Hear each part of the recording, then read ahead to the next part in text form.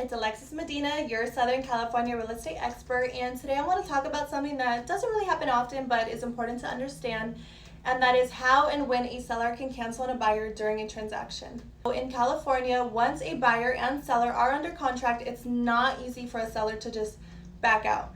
They're generally obligated legally to move forward unless the buyer breaches the contract or fails to meet deadlines. So here are a few scenarios where you may see this happen and where a seller can cancel. So number one, the buyer does not deliver their deposit on time. This is generally due within 3 business days.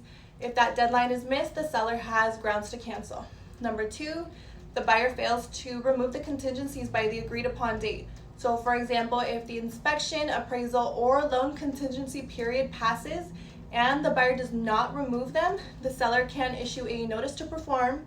If the buyer still doesn't act, then the seller can cancel. Third, the buyer breaches the contract. So this could mean not following through on loan requirements, delaying the closing without an agreed extension, or maybe even failing to sign the required paperwork. But it is important to know sellers can't cancel just because they change their mind or get cold feet. The contract is legally binding, and unless a buyer gives them a reason within the terms of the agreement, they are absolutely locked in. That's why it's important to work with a knowledgeable agent who can keep you compliant, on time, and protected on both sides of the transaction.